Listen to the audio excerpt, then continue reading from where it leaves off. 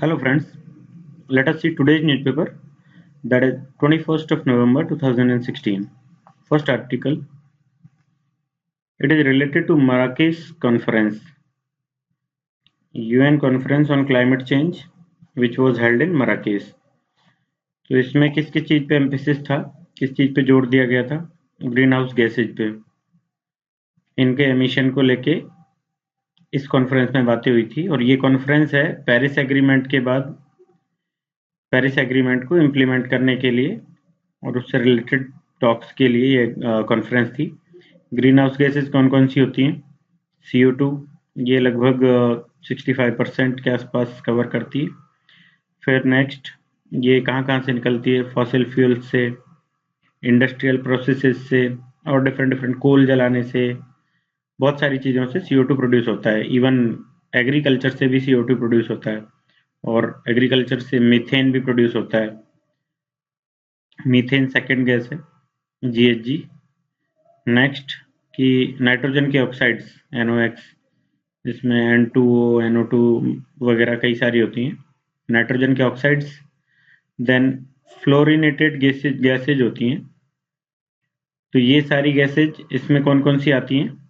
HFC, PFCs and SF6, ये सारी fluorinated gases में आती हैं। तो ये HFC वगैरह, ये सारे, जैसे हमने CFC को हटाया था ओजोन को ख़त्म करने के लिए, उसकी जगह हमने HFC यूज में लिए थे रेफ्रिजरेंट की फॉर्म में, रेफ्रिजरेंट के तरीके से HFCs को यूज करने लगे थे हम। तो ये सारी गैसेज ग्रीन हाउस गैसेज में आती हैं। इनको ख़त्म करने के लिए, ग्रीन हाउस गैसेज को कर्व करने के लिए डिफरेंट डिफरेंट कंट्रीज ने जो कमिटमेंट्स किए थे पेरिस एग्रीमेंट में, उनको क्या बोला जाता है? INDC, intended nationally determined commitments. इन कमिटमेंट्स में इंडिया ने जैसे 2028 में कि हम 2005 के लेवल का इतना % कम कर देंगे, इस टाइप के सभी ने INDC रखे हैं, डिफरेंट डिफरेंट कंट्रीज ने। तो ये एक अपॉर्चुनिटी था। How opportunity? ये इसलिए माना जा रहा है कि USA, डोनाल्ड ट्रंप ने, USA के नए प्रेसिडेंट, इन्होंने प्रॉमिस किया था अपने इलेक्शन कैंपेन में कि पेरिस एग्रीमेंट पे जो हमने साइन किया है, I will not accept that, मैं उसे ख़त्म कर दूंगा। और जो हम फॉसिल फ्यूल्स यूज में लेते हैं या फिर और किसी तरीके से एनर्जी प्रोड्यूस करते हैं, तो उन सबको दोबारा हम लेके आएंगे। कोल का, इन्होंने कहा था कि कोल को दोबारा यूज में लेना चालू करेंगे, क्योंकि बिजनेस में सस्ती चीज़ें बनाना ज़रूरी है, बिजनेस में ग्लोबल मार्केट में टिकने के लिए। तो ये बिजनेस माइंडेड हैं, और इन्होंने इसीलिए क्लाइमेट से जो रिलेटेड सारी बातें USA ने की थी कि we will withdraw these points, we will withdraw all these agreements, इस टाइप से इन्होंने अपने चुनाव प्रचार में कहा था। तो अभी ये अपॉर्चुनिटी था कि USA को थोड़ा सा प्रेशराइज किया जा सके कि अपने जो कमिटमेंट्स हैं उन कमिटमेंट्स पे वो टिके, एक कंसर्न रेज किया जा सके वर्ल्ड लेवल पे, वर्ल्ड कम्युनिटी के द्वारा, कि आपकी पॉलिसीज को आप चेंज मत कीजिए। USA के पास इसके बाद कोई रास्ता नहीं बचेगा खुद को डिफेंड करने का और अपने वादों से मुकरने का, जब इंटरनेशनल कम्युनिटी UN कॉन्फ्रेंस में उसको प्रेशराइज करेगी कि USA ने जो वादे किए थे, क्या क्या वादे किए थे कि climate fund, next technology transfer, next capacity building में ये डेवलपिंग कंट्रीज की हेल्प करेगा, और जो अंडर डेवलप्ड कंट्रीज हैं उनकी हेल्प करेगा। इस तरीके के वादे जो थे USA के, उनसे मुकरने में ये नहीं मुकर पाएगा, और इसको एक अपॉर्चुनिटी की तरह देखा गया। तो इसमें आगे क्या चीज़ें हैं कि पूरे वर्ल्ड को साथ में मिलकर काम करने की ज़रूरत है, ताकि हम 2 डिग्री सेंटीग्रेड तक उसको रोक पाएँ, जो राइज होने वाला है GHG की वजह से, क्लाइमेट में टेम्परेचर राइज होने वाला है, उसको हम कंट्रोल कर पाएँ 2 डिग्री सेंटीग्रेड तक ही। तो उसे रिड्यूस करने के लिए पूरे संसार को एक साथ काम करने की ज़रूरत है। और इसमें पेरिस क्लाइमेट चेंज का एग्रीमेंट जो है, पेरिस एग्रीमेंट, इस एग्रीमेंट से मैन मेड क्लाइमेट चेंजेस जो हैं, जिनके लिए जो रेस्पॉन्सिबल कंट्रीज हैं, डेवलप्ड कंट्रीज उनके लिए रेस्पॉन्सिबल हैं, तो उसके लिए फ्यूचर एक्शन, क्या फ्यूचर एक्शन है, क्या फ्यूचर में एक्शंस लिए जाने चाहिए, डेवलप्ड कंट्रीज को क्या क्या करना चाहिए और डेवलपिंग कंट्रीज को क्या करना चाहिए। तो उसके लिए चीजें हैं कि shift to clean energy, green energy, clean energy, इस तरफ हमें शिफ्ट करना पड़ेगा डेवलपिंग और डेवलप्ड कंट्रीज को। जैसे यूएसए ने, डोनाल्ड ट्रंप का कहना है कि कोल को हम फिर से यूज में लेना स्टार्ट कर देंगे, कोल का एक्सट्रैक्शन हम स्टार्ट कर देंगे। तो ये क्लीन एनर्जी नहीं मानी जाती है। सारे संसार को क्लीन एनर्जी की तरफ बढ़ना होगा, तब जाके हम 2 डिग्री सेंटीग्रेड पे उस राइज को रोक पाएंगे। नेक्स्ट चीज है इसमें कि $100 बिलियन रेज करने की बात हुई थी पेरिस में।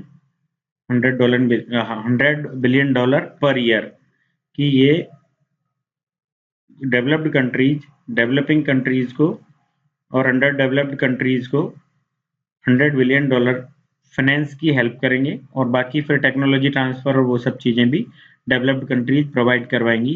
तभी जाके डेवलपिंग कंट्रीज कुछ कर पाएंगी एमिशन को रोकने में।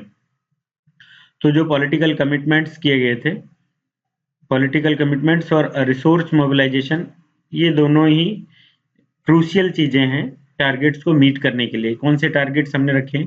तो एक तो टारगेट्स हो गए हमारे कि टू मिटिगेट द एमिशन, और दूसरा कि अडेप्टेशन, जो चेंजेज हो रहे हैं क्लाइमेट में, तो उन चेंजेज को अडेप्ट करना और एमिशन को मिटिगेट करना, रोकना, ये दोनों हमारे टारगेट्स हैं। इनके लिए जरूरी है कि जो कमिटमेंट्स हमने किए हैं वो फुलफिल किए जाएं, और टेक्नोलॉजी और कैपेसिटी बिल्डिंग और फाइनेंस के जो रिसोर्सेज की बात है तो उनको मोबिलाइज प्रॉपर तरीके से किया जाए। और फिर इसमें आगे चीजें हैं कि इंडिया के सामने इसमें दो प्रॉब्लम्स हैं। फर्स्ट, कि एक तो इंडिया को ये अपना एमिशन कर्व करना है। ट्विन चैलेंजेस हैं इंडिया के सामने, एमिशन कर्व करना, दूसरा कि डेवलपमेंट जो है वो प्रोसेस भी चलता रहे। तो दोनों प्रोसेसेस को एक साथ लेके चलना है। तो डेवलपमेंट किस बेसिस पे होगा फिर? कि क्लीन एनर्जी यूज में ली जाए ज़्यादा से ज़्यादा। क्लीन एनर्जी यूज में लेने के लिए फाइनेंस की ज़रूरत है, टेक्नोलॉजी की ज़रूरत है। तो ये सारी चीज़ें इंडिया के सामने डबल चैलेंज क्रिएट कर रही हैं। और हमारे जो पर कैपिटा जीएचजी का एमिशन है वो हमारा कम है, नेशनल हमारा जीएचजी एमिशन है, लेकिन ओवरऑल यदि देखा जाए तो हम 3rd नंबर पे आते हैं वर्ल्ड में। We are 3rd largest country emitting, GHG emitting country.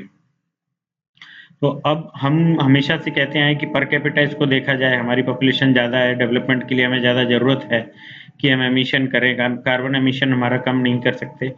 तो पुराना ये थॉट्स थे, नए चेंज होने के बाद चीज़ें चेंज हो चुकी है और सभी को रेस्पॉन्सिबल, इक्वली रेस्पॉन्सिबल है सब। और आईएनडीसी हमने रखे हैं, उन आईएनडीसी को कम आंका जा रहा है कि आईएनडीसी सब कंट्रीज ने कम रखे हैं और वो ज़्यादा होने चाहिए। छोटी कंट्रीज चाहती हैं कि इंडिया जैसी कंट्री जिनका की बहुत ज़्यादा योगदान नहीं है कार्बन एमिशन बढ़ाने में, लेकिन अभी काफ़ी ज़्यादा, पुराना योगदान भले ही ना हो लेकिन अभी जैसे 3rd प्लेस में है, तो they should work for this. कि जैसे बांग्लादेश है, आइलैंड कंट्रीज हैं, ये चाहती हैं कि इंडिया इसके लिए काम करे। तो अब सभी को मिलके साथ में काम करने की जरूरत है, तभी जाके ये सारी चीजें हो पाएंगी। तो नेक्स्ट चीजें हैं कि पेरिस एग्रीमेंट की जो जो सिग्नेटरीज हैं, चाहे वो इंडिया हो या कोई भी हो, सब पे प्रेशराइज सबको किया जाना चाहिए कि वो अपने आईएनडीसीज को मीट करें। आईएनडीसीज को यदि मीट करते हैं तो भी एक पर्टिकुलर लेवल तक पहुंच पाएंगे, नहीं पहुंच पाएंगे, ये सारी चीजें हैं। नेक्स्ट की यूएनएफसीसी ये क्वेश्चन करेगी आईपीसीसी से, इंटर गवर्नमेंटल पैनल जो है उससे क्वेश्चन करेगी 2018 में कि हमने क्या क्या हमारे टारगेट्स थे। 1.5 डिग्री राइज ये हमारा रोकना था इस पे, और इस 1.5 डिग्री राइज का इम्पैक्ट प्लानेट पे क्या होगा, कि क्या तो हम इस पे रोक पाएंगे, और इतना ही होता है तो उसके इम्पैक्ट क्या क्या होंगे प्लानेट पे, उससे रिलेटेड। और दूसरा कि इसको रोकने के लिए और क्या क्या किया जा सकता है। तो इस टाइप से आईपीसीसी से क्वेश्चंस यूएनएफसीसी करेगी। और नेक्स्ट चीजें हैं जैसे अभी हमने बात की कि आईएनडीसी पे यदि हम टिकते भी हैं, पूरे पूरे आईएनडीसीज को हम फुलफिल भी करते हैं, तो भी 2.9 डिग्री सेंटीग्रेड इतना तक तो राइज जो है उसका फॉरकास्ट अभी भी कर रही है यूएनईपी।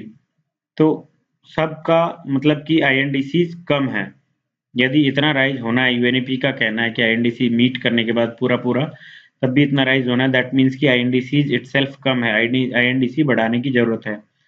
तो उसके लिए सभी कंट्रीज को साथ में मिलकर काम करने की जरूरत है, और कंट्रीज स्पेसिफिकली इटसेल्फ कंट्री में सभी, जैसे इंडिया की बात करें हम, तो स्टेट्स को साथ में लेके चलें और सब मिलके काम करें सारे स्टेट्स, तभी जाके डोमेस्टिक लेवल पे और देन इंटरनेशनल लेवल पे ये चीजें हम हमारे टारगेट्स को फुलफिल कर सकते हैं। Next article, rising dollar falling rupee. अभी आज का रेट है डॉलर का 68.62 आई थिंक। तो ये लगातार डॉलर का रेट बढ़ रहा है और रुपी फॉलिंग डाउन, इससे रिलेटेड आर्टिकल है। ये ट्रंप की जीत से डॉलर बढ़ गया है रेट इसके, तो अपने आप रुपी के रेट्स घट जाएंगे, और साथ ही बाकी करेंसीज के रेट्स भी डॉलर के सामने कम हो गए हैं, जैसे कि यूरो, इसका भी रेट कम हो गया है डॉलर के बढ़ने से। अब ये हुआ क्यों है कि इस उम्मीद में हुआ है कि ट्रंप की जो पॉलिसीज हैं उनसे एक तो ग्रोथ बढ़ेगी, ऐसी उम्मीद है लोगों को। नेक्स्ट, ग्रोथ बढ़ेगी तो इन्फ्लेशन बढ़ेगा। इस टाइप की उम्मीदों की वजह से डॉलर के रेट्स बढ़ रहे हैं लगातार। और जो फेडरल रिजर्व ने भी फिर अपनी इंटरेस्ट रेट्स जो है ये बढ़ा दी हैं, तो इनको बढ़ाने से भी फिर डॉलर के रेट्स बढ़े हैं, यूरो के मुकाबले या रुपये के मुकाबले कोई देखें तो, इस वजह से भी। अगला कि सेंट्रल बैंक जो है वो भी रेट्स को और बढ़ाने की सोच रहा था, पॉलिसी बनाने के लिए सोच रहा था। तो ये सारी चीजें जिसकी वजह से कि डॉलर का रेट लगातार बढ़ रहा है, इंक्रीज कर रहा है, जो लगभग 66 था अभी कुछ दिन पहले, उससे बढ़ के 68 पॉइंट समथिंग हो गया है रुपये के मुकाबले डॉलर। तो लगभग 2.3% के आसपास अपना रेज हुआ है इसमें। तो इसके पीछे क्या क्या चीजें हैं कि एक तो पॉलिसी जो इन्होंने बनानी, पॉलिसी जो वादा किया है ट्रंप ने कि हम क्या क्या करेंगे। फर्स्ट कि टैक्स जो है, टैक्स कट्स किए जाएंगे, ये इनका प्रॉमिस है। नेक्स्ट कि डीरेगुलेशन किया जाएगा। नेक्स्ट, इंफ्रास्ट्रक्चर की स्पेंडिंग बढ़ाई जाएगी। तो टैक्स कट, डीरेगुलेशन और इंफ्रास्ट्रक्चर स्पेंडिंग ये बढ़ाई जाएगी। तो इन सब के चलते, इन पॉलिसीज की उम्मीद में, इन पॉलिसीज के चक्कर में कि इनसे ग्रोथ रेट बढ़ेगी, ग्रोथ रेट बढ़ेगी तो फिर इन्फ्लेशन भी बढ़ेगा, और इन सभी के चलते डॉलर के रेट बढ़े हैं। और ये भी उम्मीद की जा रही है कि फोर्थ क्वार्टर तक 2017 जैसे आएगा तो फोर्थ क्वार्टर तक लगभग ये रेट जो है दुगनी तक हो जाएगी, ऐसा उम्मीद की जा रही है। तो डोनाल्ड ट्रंप की पॉलिसीज, जो भी पॉलिसीज ये बनाना चाहेंगे, उसमें ना तो कांग्रेस की तरफ से कोई दिक्कत आएगी, ना ही फिर हाउस ऑफ रिप्रेजेंटेटिव की तरफ से। क्यों? क्योंकि दोनों में रिपब्लिकन गवर्नमेंट है, रिपब्लिकन मेजोरिटी है। रिपब्लिकन मेजोरिटी होने से जो भी पॉलिसीज ट्रंप बनाएंगे, दोनों ही लोग, जैसे कांग्रेस और हाउस ऑफ रिप्रेजेंटेटिव, दोनों सदनों से इजीली वो पास हो जाएगा। तो ये सारी उम्मीदें यूएसए के स्टॉक मार्केट में भी देखने को मिली है, बॉन्ड्स में भी देखने को मिली है। ये सब उम्मीद कर रहे हैं, ये आशावादी रवैया इनमें देखने को मिल रहा है कि ग्रोथ बढ़ेगी। तो बॉन्ड्स भी क्लाइंब कर रहे हैं, बढ़ रहे हैं, इस उम्मीद में कि इन्फ्लेशन बढ़ेगी।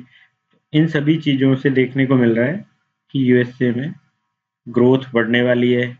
ग्रोथ बढ़ने से डॉलर के रेट्स बढ़ने वाले हैं।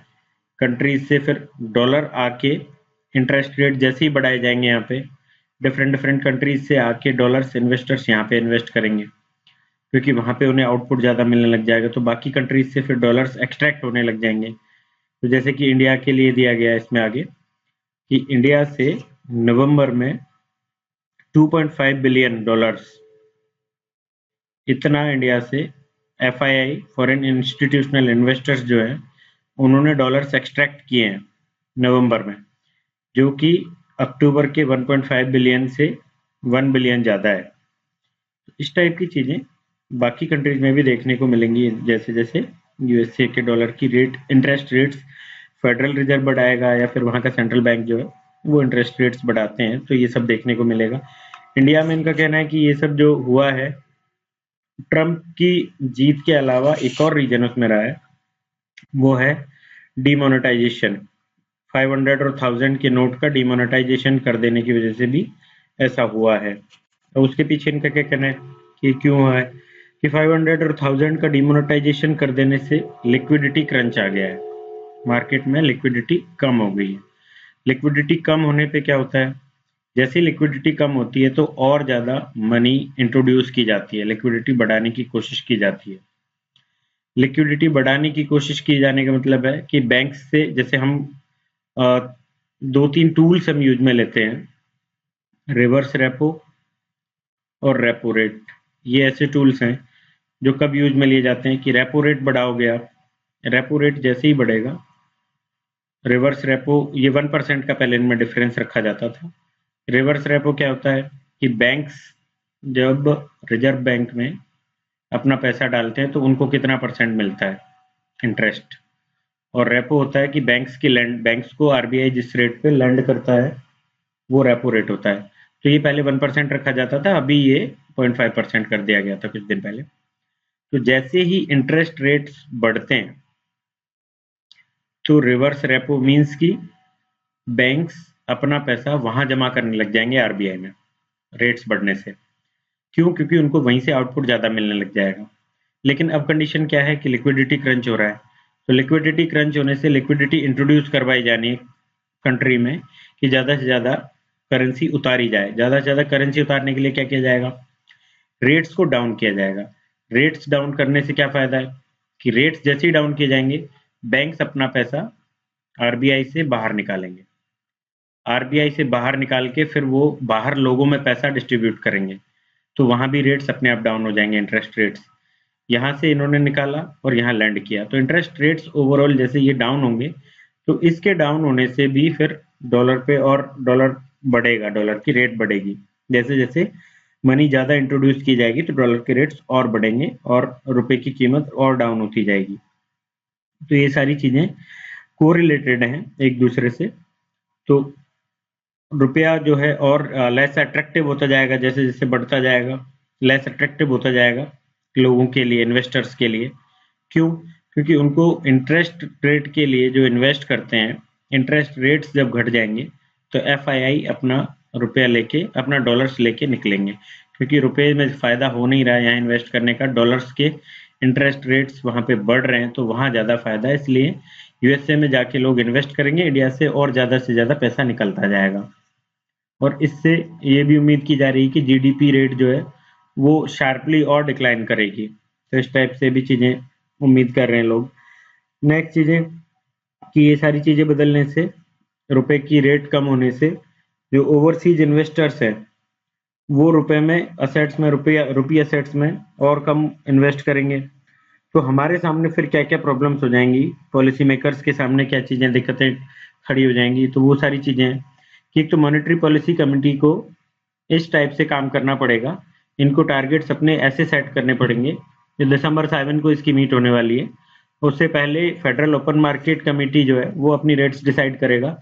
तो हमारी इस कमेटी पे प्रेशर होगा कि ये रीएश्योर करे मार्केट को और इन्वेस्टर्स को, ताकि इंडिया की इकोनॉमी जो है वो रोबस्ट बनी रहेगी और you can invest in Indian economy. इस टाइप से हमारी कमेटी जो बनने वाली है, मॉनेटरी पॉलिसी कमेटी, इसको अश्योर करना पड़ेगा वर्ल्ड इन्वेस्टर्स को, तभी जाके वो रुपी में इन्वेस्ट करेंगे, अदरवाइज तो डॉलर्स लेके और they will fly away. So next article और देखते हैं आगे। अगेन ट्रंप की जीत से रिलेटेड आर्टिकल है। ऐसे आर्टिकल्स हम ऑलरेडी कई देख चुके हैं कि ट्रंप क्यों जीता है और वर्ल्ड में क्या चेंजिंग सिनेरियो चल रहा है। तो इसको पहले आर्टिकल को हम देख लेते हैं कि आर्टिकल में क्या क्या लिखा है, फिर इसका एक समरी हम देखेंगे। सो आर्टिकल में ट्रंप की जीत से रिलेटेड ही चीज़ें हैं कि क्लिंटन की हार क्यों हुई और ट्रंप की जीत क्यों हुई। कि ट्रंप की जीत क्यों हुई इसके लिए बहुत सारी बातें हो चुकी है, बहुत सारे आर्टिकल्स आ चुके हैं, ऑल ओवर द वर्ल्ड लोग बात कर रहे हैं, लेकिन क्लिंटन की हार क्यों हुई है इसके बारे में लोग कम बात कर रहे हैं। तो यहाँ राइटर का कहना है कि ज़्यादा चिंता का विषय ये होना चाहिए कि क्लिंटन की हार क्यों हुई है। डेमोक्रेसीज को इस तरफ ज़्यादा ध्यान देना चाहिए, इसके बारे में चिंतित होना चाहिए, ना कि ट्रंप की जीत के बारे में। क्योंकि ट्रंप की जीत तो एक ऐसी चीज़ है कि हो सकता है ये बाई चांस हो गई हो, लेकिन बाई चॉइस यदि ये हुई है, दैट मीन्स कि हिलेरी क्लिंटन को हराया गया है। हिलेरी क्लिंटन को क्यों हराया गया है, what are the reasons behind that, ये कंसर्न का विषय होना चाहिए। तो फिर नेक्स्ट इसमें क्या बातें की गई है कि स्टीफन हॉकिंस ने 21st सेंचुरी को सेंचुरी ऑफ कॉम्प्लेक्सिटीज कहा है। क्यों कहा है? क्योंकि इस सेंचुरी में अनसर्टेनिटीज बहुत ज्यादा है, चीजों को लेकर लोग अनसर्टेन है और कंट्रीज के रिलेशंस में अनसर्टेनिटीज हैं, बाकी सारी चीजों में भी एक अनसर्टेन बिहेवियर देखने को मिलता है। नेक्स्ट की this is an era of disruption, चारों तरफ एक लिमिट के बाद हम देखते हैं कि एक ग्रोथ पैटर्न होता है, एक पैटर्न से चीजें चल रही होती हैं, गरीबी से अमीरी आती है, धीरे धीरे लोग अमीर होते हैं, अमीरी के बाद जैसे कि हमने पहले देखा था मैस्लो का एक वो है 5 स्टेप्स का पैटर्न है कि किस किस तरीके से आदमी का सेटिस्फेक्शन आता है, जॉब मिल जाए, सिक्योरिटी मिल जाए, तो उन सारी चीजों के हिसाब से वर्ल्ड लेवल में भी ये सब चीजें चलती हैं कि फर्स्ट एक स्टेबिलिटी की तरफ लोग बढ़ रहे थे। जो एरा था ओल्ड टाइम का हम एरा देखें तो वहां पे लोग जानवरों को मार के खाते थे, पेड़ों को मार के खाते थे, तो उससे फिर धीरे धीरे चेंज होके एक बस्तियां बनने लगी, बस्तियों से फिर डिफरेंट डिफरेंट स्टेट्स में पावरफुल बाहुबली जो है वो किंग बन गए। अब किंग्स में उनमें एक लड़ाई झगड़ा होने लगा पावर एस्टेब्लिशमेंट के लिए, तो ये टाइम था मान लीजिए वर्ल्ड वॉर 1 और वर्ल्ड वॉर 2 का, पावर एस्टेब्लिशमेंट और रिसोर्सेज पे पकड़ बनाने का। उसके बाद क्या चेंजेज आए कि एक सिंगल पोल वर्ल्ड बन गया। यहाँ पे ये पोल था अमेरिका, यूएसए, इसकी पावर एस्टेब्लिश थी ऑल ओवर द वर्ल्ड, तो इसके पीछे बाकी सारे लोग चल रहे थे, छोटी कंट्रीज बड़ी कंट्रीज सब इसके पीछे चल रहे थे, तो ये एरा था इसके पीछे चलने का। अब नाउ 21st सेंचुरी में काफी सारे मल्टीपोल्स जब बन गए हैं, तो इस मल्टीपोल में each and every country wants to establish their power, wants to establish their place in the world. तो अब जब सभी एस्टेब्लिश करना चाहेंगे अपनी पावर, तो अपने आप ही एक डिसरप्शन का एरा आ जाएगा। तो ये एरा जो है अभी डिसरप्शन का एरा है, चेंजिंग एरा है, अनसर्टेनिटीज का एरा है। उसके कुछ एग्जांपल्स इन्होंने दिए हैं कि पिछले डिकेड्स में क्या क्या चीजें हुई है। तो एक तो अरब, अभी इस डिकेड की बात करें तो अरब स्प्रिंग हम देखने को मिला है हमें, आईएसआईएस का राइज हमें देखने को मिला है। अरब स्प्रिंग क्या था, ये भी एक डिसरप्शन था एशिया में, मिडल एशिया और इस सारे रीजन में एक डिसरप्शन था। यहाँ पे जो ऑटोक्रेसी जो चल रही थी उसको डेमोक्रेसी में कन्वर्ट करने के लिए ये डिसरप्शन था। फिर आईएसआईएस क्यों बना, ये यूएसए का जो मिडल ईस्ट एशिया में एक पावर एस्टेब्लिशमेंट हो चुका था रिसोर्सेज के लिए, रिसोर्सेज की लड़ाई के पीछे यूएसए वहां पे अधिकार जमा चुका था, तो उसके अगेंस्ट ये खड़े हुए हैं और ये डिसरप्शन के लिए खड़े हुए हैं।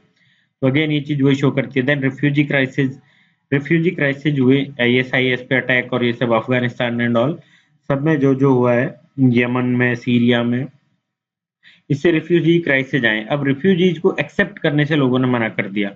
यूरोपियन कंट्रीज, यूएसए, ये सब पहले जो ह्यूमैनिटेरियन ग्राउंड की बातें करते थे उन सभी ने इसको एक्सेप्ट करने से मना कर दिया। तो ये अगेन एक चेंज है, डिसरप्शन हो रहा है अपने थॉट से। तो it is totally an era of disruption in each and everything 21st century, क्योंकि जो एक एस्टेब्लिशमेंट वाली कंडीशन थी वो ऑलरेडी एक डेवलप हो चुकी थी। उसके बाद जब चीजें सभी लोग अपनी पावर एस्टेब्लिश करने लगेंगे तो इस टाइप की चीजें जनरेट होंगी। तो इसमें क्या क्या चीजें हैं फिर कि अब ये चेंजेस जो आ रहे हैं, इस चेंजेस को हम इग्नोर नहीं कर सकते, इनको अंडर एस्टिमेट नहीं कर सकते कि ये चेंजेस क्यों आए, क्योंकि ये चेंजेस शो करते हैं लोगों के एटीट्यूड में जो चेंजेस आ रहे हैं, कि पीपल्स का एटीट्यूड एक चेंज होता जा रहा है, उनके थॉट्स ग्लोबल से लोकल होते जा रहे हैं आगे। तो ये जो चेंजेस आ रहे हैं ये बहुत ही बहुत बुरी चीज है। यदि इस तरीके से हो जाता है तो फिर पुरानी चीजों की तरफ हम बढ़ने लग जाएंगे, वर्ल्ड वॉर्स की तरफ हम बढ़ने लग जाएंगे। जो परसेप्शन चेंज हो रहा है लोगों का ग्लोबल से लोकल होने का, कि लोग अपनी जॉब्स को लेके चिंतित हैं, लोग इमिग्रेंट्स ना आए, हमारे यहाँ पे लोग आएंगे तो हमें प्रॉब्लम्स होंगी, हमारी जॉब छिनेंगी। तो वो सारी चीजें लोगों में एटीट्यूड जो डेवलप हो रहा है, that is the main issue, that is the basic problem, कि उनका परसेप्शन चेंज हो रहा है डेमोक्रेटिक वैल्यूज चेंज हो रही हैं, वर्ल्ड वैल्यूज जो चेंज हो रही हैं, यूएन जैसी हमने संस्थाएं बनाई हैं, उनकी वैल्यूज जो हैं वो भी उससे फिर डिसरप्ट होंगी, तो वर्ल्ड एक हार्मोनी जो बनी हुई है वो अपने आप ही डिस्टर्ब होगी। तो इस टाइप का जो सिनेरियो बन रहा है वो चिंता का विषय है। तो हम इसको इग्नोर नहीं कर सकते, इसको अंडर एस्टिमेट नहीं कर सकते। फिर नेक्स्ट इन्होंने दिया है कि हाँ ठीक है, ये बुरा टाइम है, अच्छा टाइम तो बिल्कुल नहीं कह सकते हम इसको, लेकिन बहुत बुरा भी नहीं कह सकते, इसको वर्स्ट भी नहीं कह सकते, क्योंकि अभी भी सोशल हार्मोनी बनी हुई है वर्ल्ड कम्युनिटी में। तो उस लेवल तक जाने से पहले हमें इसको रोकना पड़ेगा। जो हर जगह विंड्स चेंज होती दिख रही हैं कि winds of change everywhere are flowing, तो उस चीज को हमें अभी से उस पर एक लगाम कसनी पड़ेगी। इसका फिर उन्होंने एग्जाम्पल दिया, जैसे इंडिया में चेंज हुआ 2014 में, यूएसए में भी ट्रम्प आए हैं, और यूके में थेरेसा मे आई हैं। तो ये सारी चीजें जो है एक विंड्स के चेंज होने का एक आगाज है। तो इसका सॉल्यूशन ढूंढने की जरूरत है। ट्रम्प क्यों आए हैं? कि ट्रम्प आए हैं कि उसने यूएसए की जो प्रॉब्लम्स हैं उनको सॉल्व करने की एक आशा दिखाई। क्या क्या प्रॉब्लम्स हैं? इमिग्रेशन की वजह से लोगों की जॉब्स जा रही हैं, ये बड़ी प्रॉब्लम है। उसने आशा बंधाई कि we will make USA great again. तो ग्रेट यूएसए अगेन इसका जो स्लोगन है वो उसने दिया। और नेक्स्ट की यूएसए ड्रीम जो होता था, उस ड्रीम को दोबारा से जिंदा करने की इसने वादे किए। तो इन सब चीजों को लाने के लिए ट्रम्प ने जो वादे किए, उनकी वजह से हिलेरी क्लिंटन, जो एक स्टेटस क्वो वाली चीज थी उस मामले में, हिलेरी क्लिंटन और ओबामा का जो, ओबामा के जैसी ही उनकी नीतियां होती, पुराने उस पे ही वो चलती। लेकिन यूएसए की पॉपुलेशन जो है, यूएसए की जनता है, वो पूरा एक चेंज देखना चाहती थी, प्रॉब्लम्स का सॉल्यूशन देखना चाहती थी। वो उन्हें ट्रम्प में मिला। हालांकि ट्रम्प एक अच्छे ना तो लीडर हैं, ना ही अच्छे वैल्यूज रखते हैं, पर्सनली भी उनके बारे में कहा जाता है, और जैसा कि इलेक्शन कैंपेन में भी देखने को मिला है कि वो एक अच्छे पर्सन भी नहीं है, और फीमेल्स के बारे में भी उन्होंने कई तरह के गलत स्टेटमेंट्स दिए हैं। तो उस तरीके की चीजें होते हुए भी लोगों ने उनको एक्सेप्ट किया। क्यों? क्योंकि वो लोगों की जो प्रॉब्लम्स हैं उस पे डायरेक्ट उन्होंने अटैक किया, भले ही वो कुछ करें ना करें, लेकिन उन्होंने उन सारी प्रॉब्लम्स पे अटैक किया। तो इससे सभी डेमोक्रेसीज को एक सबक लेने की जरूरत है। ब्रेग्जिट को क्लिंटन नहीं समझ पाई, इसलिए ट्रंप जीत गए। ब्रेग्जिट को बाकी लोग समझ पाए, ट्रंप की जीत को बाकी लोग समझ पाए, ये हमें जानने की जरूरत है। तो जो पॉलिटिकल सिनेरियो चेंज हो रहा है, वो पॉलिटिकल सिनेरियो को समझ चेंजिंग पॉलिटिकल सिनेरियो को समझने की जरूरत है। डिफरेंट डिफरेंट नेटवर्क ग्रुप्स बन रहे हैं, जो लोग अपने अपने हिसाब से पॉलिटिकली थॉट्स को डिस्पर्स करते हैं, उन्हें आगे बढ़ाते हैं। लोग एक इंटेलेक्चुअल ग्रुप्स बना लेते हैं, इंटेलेक्चुअल लोग वहाँ इकट्ठे हो रहे हैं, लोग वहाँ पे इकट्ठे हो रहे हैं, वो एक डिफरेंट पॉलिटिकल और इकोनॉमिक स्पेस जनरेट कर रहे हैं। उस स्पेस में ये एक ऐसा सीन बना रहा है कि पूरा पूरा डेमोक्रेसीज को, पूरा पूरा एक वर्ल्ड जो ऑर्डर बना हुआ है उसको डिस्टर्ब करने की इसमें पावर दिखाई दे रही है। तो इसलिए डेमोक्रेसीज को अभी से इस पे फोकस करने की जरूरत है। जो एक पॉपुलिज्म बहुत ज्यादा बढ़ रहा है, नेशनलिज्म बहुत ज्यादा बढ़ रहा है, उसकी इंपॉर्टेंस बढ़ती जा रही है, उस पे एक फोकस बना के उसको अभी से डील करने की जरूरत है, उस प्रॉब्लम को। तो नेक्स्ट चीजें कि ओपन इकोनॉमी को भी विरोध किया, जॉब्स लोकल्स की जा रही है, आउटसाइडर्स वहां पे आके जॉब्स को छीन रहे हैं, उनको ज्यादा फायदे हो रहे हैं, लोकल्स को प्रॉब्लम्स हो रही हैं। तो ओपन इकोनॉमी का विरोध होने लगा है। ग्लोबलाइजेशन का विरोध अमेरिका में ट्रंप की जीत से हमें दिखाई दे रहा है। तो एक कॉन्फिडेंस डेफिसिट जो जनरेट हुआ है वर्ल्ड में, वो यूएसए में कॉन्फिडेंस डेफिसिट आया है, तो वर्ल्ड में भी उसी टाइप की चीज देखने को मिलती है। ओबामा का फेलियर है, ओबामा के फेलियर की वजह से, ओबामा की पॉलिसीज के फेलियर की वजह से ट्रंप की जीत हुई है। मेक यूएसए ग्रेट अगेन, ये इस तरीके की उन्होंने बात की है। ओबामा ने जो यूएसए को सपने दिखाए थे, तो लेकिन उन सपनों में फेलियर कहाँ का देखने को मिला, जैसे कि वेस्ट एशिया में, और पाइवोट टू एशिया में जो चाइना को प्रमोट करने वाली पॉलिसी थी, उसमें भी बहुत लिमिटेड प्रोग्रेस देखने को मिली है। रशिया के साथ जो प्रॉब्लम्स हुई हैं ईस्टर्न यूरोप में, वो सारी चीजें डील नहीं कर पाए। फिर चाइनीज मिलिटराइजेशन को भी काउंटर नहीं कर पाए। साउथ चाइना सी में जो चाइना की प्रॉब्लम्स है उनको डील नहीं कर पाए ओबामा। तो उन सभी प्रॉब्लम्स के चलते उन सभी में उन सभी प्रॉब्लम्स को डील नहीं कर पाने की वजह से भी स्टेटस क्वो को लोगों ने एक्सेप्ट नहीं किया और ट्रंप को एक्सेप्ट किया। तो ये एक बैटल था between a new unknown, new change, एक नए सपने और status quo that was Clinton, उनके बीच। तो उसमें से लोगों ने न्यू अननोन को, न्यू ड्रीम्स को चूज किया। So it is a concern to all the world. फिर इन्होंने कहा कि ट्रंप गलत आदमी हो सकते हैं, लेकिन वो राइट प्लेस पे राइट टाइम पे थे। इसका क्या मतलब है कि आदमी गलत होने से तो उसका पर्सनली वो कैसा है वो चीजें हुई।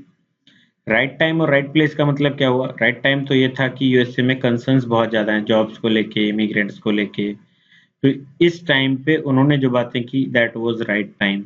एंड राइट प्लेस यूएसए, क्योंकि यही बातें इंडिया में की जाती कि हम एमिग्रेशन को इंडिया से जो होता है उसको रोकेंगे, तो वो सब चीजें नहीं होती। So Trump was Trump was a wrong man, ऐसा इनका कहना है, लेकिन वो राइट प्लेस पे राइट टाइम पे थे। नेक्स्ट चीजें कि इंडिया पे क्या इफेक्ट पड़ेगा इस चेंजिंग वर्ल्ड का, और इंडिया का क्या सीन बनता है चेंज वर्ल्ड में। तो उसमें कह रहे हैं कि रशिया यूएसए रिलेशनशिप जो है, ट्रंप ने जिस तरह की बातें की है उससे रशिया यूएसए अंडरस्टैंडिंग बढ़ेगी, उनकी उसकी पॉसिबिलिटी ज़्यादा है, उनकी प्रॉब्लम्स कम होंगी, उसकी पॉसिबिलिटी ज़्यादा है। नेक्स्ट कि नाटो से भले ही वो दूरी बना के रखेंगे, लेकिन भले ही वो दूरी नहीं बना सकते, लेकिन उसका एक रोल चेंज करने का, उसको रीडिजाइन करने का, रीफैशन करने का उनका एक वो दिखाई देता है, उद्देश्य दिखाई देता है। फिर कि यूरोप में जो टेंशन्स हैं, यूरोप में ट्रंप की वजह से टेंशन्स हैं, किस टाइप से कि यूएस से रशिया के रिलेशन सुधरते हैं, तो यूरोप के लिए वो टेंशन की बात हो जाती है। रशिया को बैकिंग मिलती है यदि यूएसए से, तो यूरोप के लिए वो टेंशन की चीज है। लेकिन यदि यूरोप और रशिया और यूएसए के रिलेशंस अच्छे हो जाते हैं, तो यूरोप की टेंशन्स कम भी होंगी। क्यों? क्योंकि जो यूक्रेन वाला और ये सारा रीजन है, यदि यूएसए और रशिया की अच्छी टाइज हो जाती हैं, तो Russia will control himself itself in its own region. तो इसलिए ये टेंशन्स कम होंगी, लेकिन यूरोप जो सोच रहा है कि हमारी टेंशन्स बढ़ेंगी, वो नहीं होगा। दूसरी चीज की ट्रंप के बारे में ये है कि ट्रंप नहीं चाहते ट्रंप की स्टेटस को मेंटेन किया जाए, जो ओबामा की पॉलिसीज थी कि पेबोट टू एशिया में चाइना को हम घेरें, और वो सारी पॉलिसीज ट्रंप नहीं चाहते कि वो आगे फॉरवर्ड की जाए। हालांकि वो ठीक है ओबीओआर को एक्सेप्ट करे ना करे, वन बेल्ट वन रोड को, लेकिन चाइना का जो ईस्ट एशिया में प्लेस है और यूएसए जो अभी जिस प्लेस पे है, वो स्टेटस को भी यदि मेंटेन रहता है, तो USA China relationships will become good and better. तो हम ओवरऑल अब देखें कि रशिया के साथ रिलेशन सुधर गए, यूरोप की टेंशन्स जो हैं वो भी कम हो जाती हैं इधर। नेक्स्ट की यूएसए चाइना रिलेशंस भी बेटर हो रहे हैं, बेटरमेंट है इसके, ट्रंप के फॉरेन पॉलिसीज का जिस तरीके से दिखाई दे रहा है। तो अब इंडिया का क्या उसमें रोल रह जाता है, इंडिया का क्या प्लेस रह जाता है? तो इंडिया तो अभी ओबामा मानिया में है। कैसे कि चाइना को कंट्रोल करने के लिए, एक काउंटर बैलेंसिंग के लिए इंडिया का रोल ओबामा देखते थे। यूएसए अभी तक इंडिया का एशिया में इसी टाइप से रोल देखता था, लेकिन अब जब ट्रंप आ जाएंगे तो काउंटर बैलेंसिंग की नीड ही खत्म हो जाएगी। तो ये जो ओबामा मानिया है, इससे हमें बाहर आने की जरूरत है। इंडिया यूएसए इनिशिएटिव्स जो हैं वो ठीक है कि ईस्ट एशिया में चाइना को, India USA initiatives to contain China in East Asia, ये सारी चीजें भी ट्रंप नहीं चाहते। कि हमने एक बात की थी कि इंडिया और यूएसए की मिलिट्री, इनका हमारा एक स्ट्रेटेजिक अलायंस बना के मिलिट्री का अभ्यास, तो ये सारी चीजें ट्रंप नहीं चाहेंगे। तो जो इंडिया यूएसए का इनिशिएटिव था, यूएसए का इनिशिएटिव था चाइना को रोकने का, घेरने का, वो सब भी ट्रंप नहीं चाहेंगे। तो अब ये दोनों चीजों में जब हमारा रोल नहीं है, तो कब हमारा रोल आएगा, तो वो चीजें फिर आगे आती हैं। नेक्स्ट चीज कि यूएसए में जॉब्स को देखा जाए, तो इनकी ट्रंप का जो वादा था कि USA first, USA people first, तो इंडिया की जॉब्स उसमें जाते हैं, बहुत ज्यादा इंडिया को लॉस होता है। और चाइना को भी हालांकि उसमें लॉस हो रहा है, लेकिन इंडिया को काफी ज्यादा लॉस है। तो ये ओवरऑल चीजों में इंडिया का एक नुकसान ही हमें दिखाई देता है कि सब तरीके से इंडिया का रोल एक घटता हुआ दिखाई दे रहा है।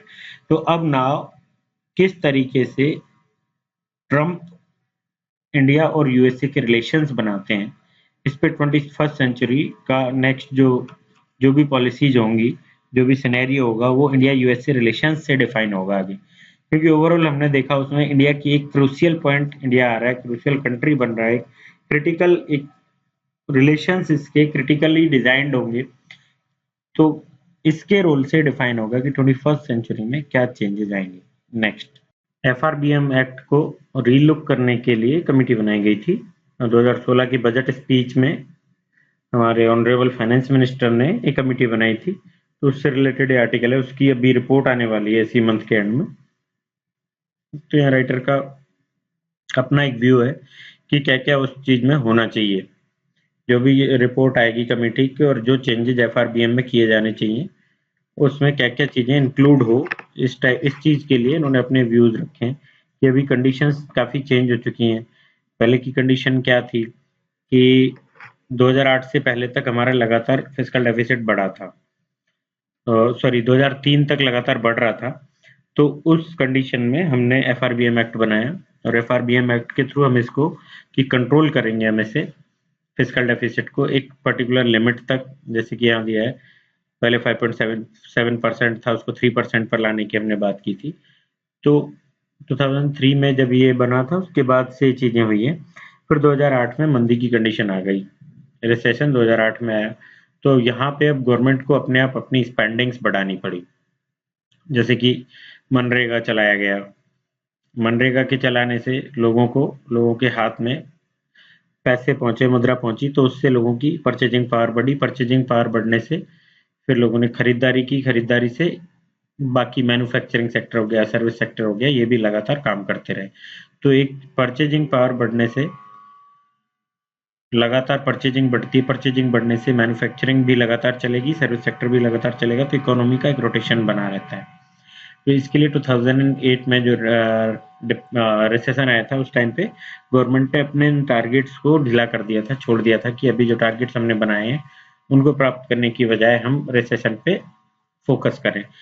तो उस टाइम की कंडीशन से अब की कंडीशन में काफी चेंजेस आ चुके हैं। जैसे कि अभी 2016 में वो सब चीजें खत्म हो चुकी है, रिसेशन खत्म हो चुका है, बहुत सारी चीजें इंप्रूव हो चुकी है, इंडिया की ग्रोथ, इन्वेस्टमेंट पोटेंशियल, ये सब चेंजेज हो चुके हैं। पॉलिसीज में जो पैरालिसिस था वो खत्म हो गया है, मॉनेटरी पॉलिसी फ्रेमवर्क नया बन चुका है, रूल बेस्ड आ चुका है, इन सब इंसॉल्वेंसी और बैंक्रप्सी कोड्स वगैरह, गुड्स एंड सर्विसेज टैक्स हम ला रहे हैं, तो ये सारी चीजें चेंजेज हो चुकी हैं। तो अभी जो सिनेरियो है उस सिनेरियो में हमारा एफआरबीएम एक्ट क्या हो, कैसे उसमें चेंजेज आए, किस किस चीज को इंक्लूड किया जाए, इस टाइप की बातें इन्होंने इसमें की है। तो इन्होंने कुछ 3-4 पॉइंट्स में इसको डिवाइड किया है कि फर्स्ट तो इनके हिसाब से क्या होना चाहिए। जैसे कि फिस्कल डेफिसिट को तो हमें कम रखना ही है, ये हमारा टारगेट है, सभी कंट्रीज का भी टारगेट होता है, और एक ट्रीटी भी है, मास्ट्रिच ट्रीटी है, उसकी गाइडलाइंस है, उसके हिसाब से इसकी गवर्नमेंट के जो डेट है उसको भी कंट्रोल मैनर में रखना होता है। तो ये सारी चीजें उसको कंट्रोल में रखना है, तो आपको फिस्कल डेफिसिट कंट्रोल में रखना होगा। तो इन सब चीजों के चलते इन्होंने जो बात की है वो की है कि अभी तक तो पॉइंट बेस्ड होता था कि हम फिस्कल डेफिसिट को इतने % पे लेके आएंगे, अभी इसमें रेंज की एक बात है, तो इस रेंज में फिस्कल डेफिसिट हम रख सकते हैं। तो वो कैसे और क्यों होना चाहिए कि रेंज बेस्ड होगा तो गवर्नमेंट पे बहुत ज्यादा प्रेशर नहीं रहता है, तो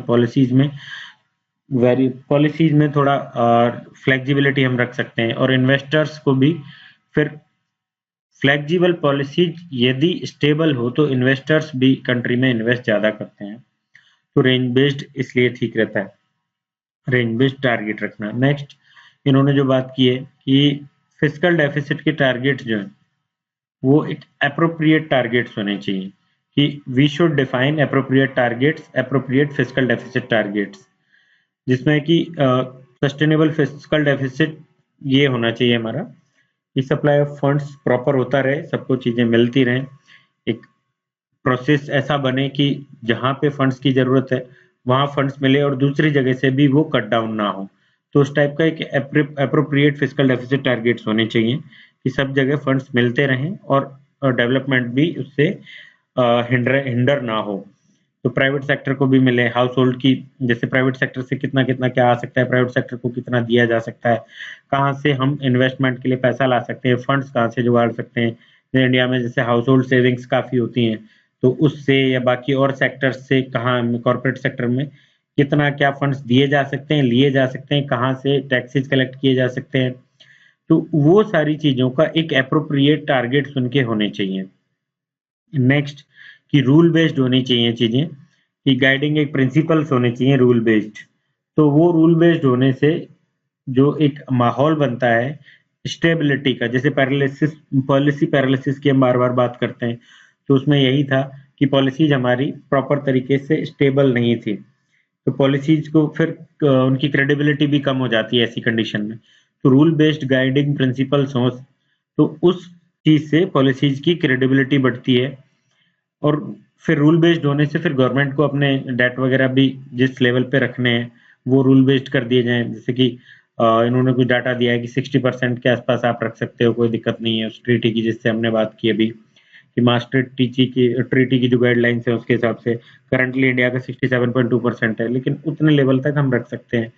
तो वो सारी चीजें रूल बेस्ड एक होनी चाहिए। नेक्स्ट की फोर्थ पॉइंट इन्होंने बोला कि इंडिपेंडेंट कॉन्स्टिट्यूशनल एक बॉडी बनाई जाए जो कि वॉच डॉग की तरह काम करे फिजिकल डेफिसिट को कंट्रोल करने में।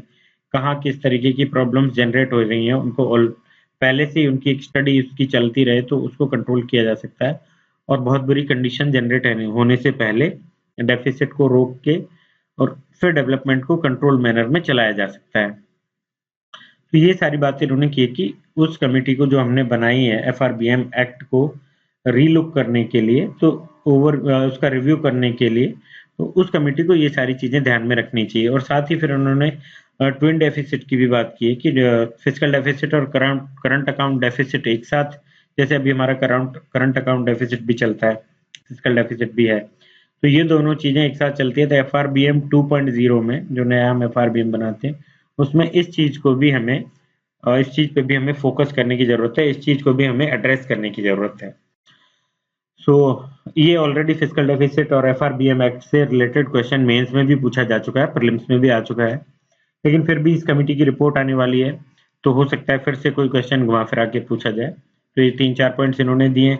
रिपोर्ट यदि नहीं आती है इस मंथ और बाद में आती है तो ये सारे पॉइंट्स आप उसमें लिखे जा सकते हैं। रिपोर्ट आ जाती है तो उसके आर्टिकल्स भी आ ही जाएंगे और उसे हम देख लेंगे बाद में। नेक्स्ट आर्टिकल, ये रिलीजन क्लेम्ड मोर लाइव्स देन पॉलिटिक्स, ऐसा सीजीआई का हमारे का कहना है, और ये फैक्ट भी है। जैसे कि हम बार बार देखते हैं कि रिलीजियस दंगे हो जाते हैं, एक तो कम्युनल राइट्स जिनको बोलते हैं, दूसरा कि रिलीजन के बेस पे जैसे जैनिज्म में हम देखते हैं संथारा जैसी प्रैक्टिसेस देखते हैं, तो वो सारी चीजें रिलीजन के लिए, जैसे ये संथारा है फास्टिंग अनटू डेथ, वैसे ही और चीजें अन्य रिलीजन्स में भी हैं, जैसे हिंदू रिलीजन में समाधि लेना और वो सब। तो इस टाइप से डिफरेंट डिफरेंट वेज में रिलीजियस हेट्रेड, टेररिज्म रिलीजियस उस पे है कि डिफरेंट डिफरेंट रिलीजन्स की डिफरेंट डिफरेंट रीजन्स में अपने अपनी मान्यताएं हैं, उन मान्यताओं को सब लोग सही मानते हैं और सिर्फ उन्हीं को सही मानने की वजह से लोगों में एक हेट्रेड जनरेट होती है। जैसे कि एक छोटा सा कोई भी एग्जांपल लिया जाए, तो हम माने कि नहीं, path A is right and each and everybody should go through path A, लेकिन दूसरा कहता है कि पाथ बी ठीक है और सभी को इस पे जाना चाहिए। तो ये दोनों चीजें ही गलत है और इन दोनों चीजों की वजह से ही लड़ाइयां जनरेट होती है, और उन लड़ाइयों को रोकने के लिए रास्ता वही है कि सोशल हार्मोनी जनरेट की जाए, लोगों को एक दूसरे के असहिष्णुता जो वर्ड हम यूज में लेते हैं, तो सहिष्णु होना जरूरी है, रिलीजियस हेट्रेड को खत्म किया जाना जरूरी है। ये पॉलिटिकल राइवलरीज से ज्यादा रिलीजियस राइवलरीज लोगों की मृत्यु का रीजन बन रही है। इस तरह की चीजें इन्होंने बात की है। नेक्स्ट आर्टिकल देखते हैं, financial terrorism targeting youth via drugs, PM Modi का कहना है। तो फाइनेंशियल टेररिज्म, टेररिस्ट फाइनेंसिंग, ये फाइनेंशियल टेररिज्म का एक वो है। फाइनेंशियल टेररिज्म, दूसरा कि फाइनेंशियल रिप्रेशन जो होता है वो भी एक वे है फाइनेंशियल टेररिज्म का। तो ये सारी चीजें, ड्रग्स, ड्रग्स का भी एक ड्रग ट्रैफिकिंग होती है, तो ड्रग ट्रैफिकिंग के थ्रू टेररिस्ट को फाइनेंसिंग होती है। नेक्स्ट की ड्रग्स यदि जब ट्रैफिकिंग होती है तो ड्रग्स डिफरेंट डिफरेंट एरियाज में डिस्ट्रीब्यूट होती है, तो उससे वो यूथ के पास पहुंचती है, तो वो भी यूथ को प्रॉब्लम्स उससे होती हैं। तो इस तरीके से different different ways of financial terrorism they are targeting youth, तो उनमें से एक वे ड्रग्स भी है। इस तरीके की बात इन्होंने की है यहाँ पे। और अभी ब्लैक मनी को कर्व करने का जो इनका आइडिया था, उसमें 3-4 चीजें इनकी इन्होंने रखी थी दिमाग में। तो वो सारी चीजें भी यही हैं कि टेररिस्ट फंडिंग जो है उसको रोकना, ब्लैक मनी को कर्व करके ड्रग्स का जो वो एक ट्रैफिकिंग का वो चल रहा है, ड्रग्स को डिस्ट्रीब्यूशन का चल रहा है, वो सब रोकना, ब्लैक मनी को कर्व करके फिर डेवलपमेंट में वो सारे पैसा यूज में लिया जाना, करप्शन को कंट्रोल करना। तो ये सारी चीजें दिमाग में रखते हुए भी 500 टू 1000 के नोट को भी डिमोनेटाइजेशन की एक्सरसाइज जो की गई है वो की गई है। तो इनका कहना है कि that will benefit common man. ये सारी ऐसी बातें इन्होंने की है। नेक्स्ट आर्टिकल देखते हैं। Post G20 China sees India as partner to boost global economy.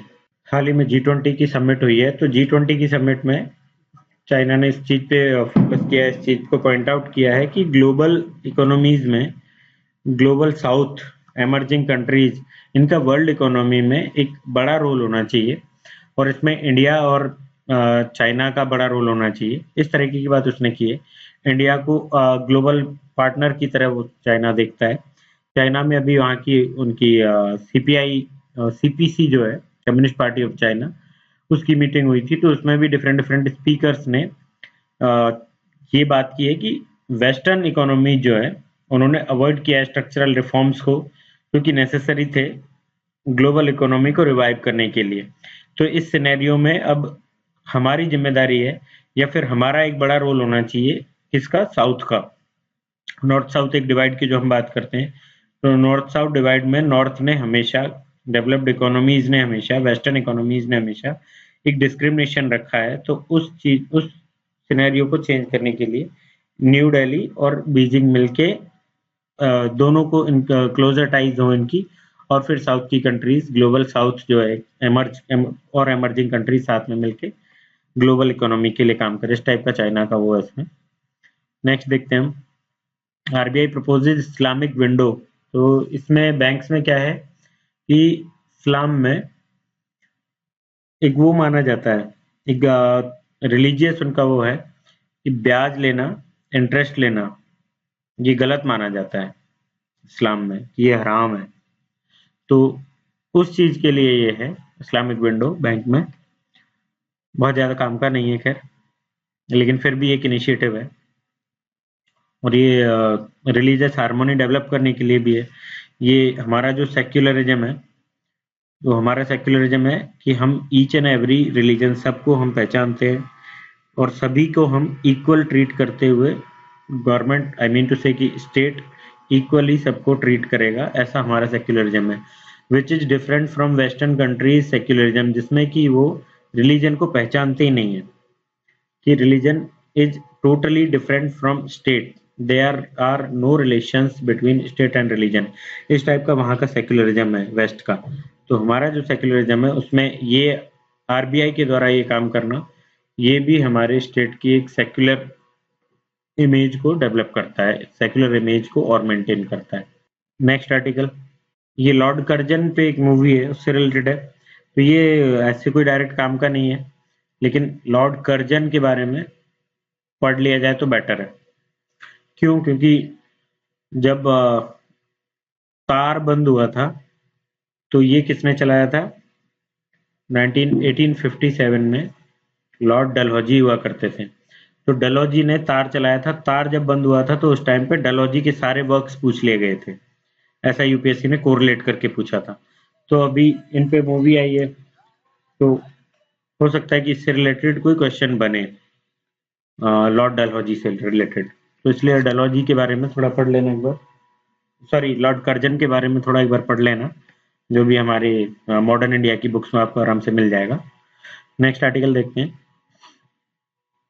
Good cholesterol may not help with heart disease. तो ये प्रीलिम्स में ऐसा कोई क्वेश्चन आ सकता है कि ये पहले माना जाता था कि गुड कोलेस्ट्रॉल जो है हेल्प हार्ट डिजीज को रोकने के लिए काम आता है। कैसे? कि कोलेस्ट्रॉल हमारी जो नर्व्स है उनमें जम जाता है तो वो धीरे-धीरे सिकुड़ती जाती हैं इस तरीके से। तो फिर हार्ट ये जब सिकुड़ती जाएगी तो ब्लड सर्कुलेशन रुक जाता है, तो उससे हार्ट अटैक आता है। तो लेकिन अभी ये कोई नई वो आई है स्टडी, तो उसमें ये है कि ज़रूरी नहीं है ऐसा कि गुड कोलेस्ट्रॉल जो है हेल्प करे ही करे हार्ट डिजीज़ को रोकने के लिए। तो और कुछ फाइंडिंग्स आती है तो वो हम देख लेंगे। बाकी ये प्रीलिम्स का क्वेश्चन बन सकता है, मेंस में ऐसा कोई चांसेस नहीं होते। नेक्स्ट आर्टिकल देखते हैं। ओके, आज इतने ही इंपॉर्टेंट आर्टिकल्स हैं। Thank you very much.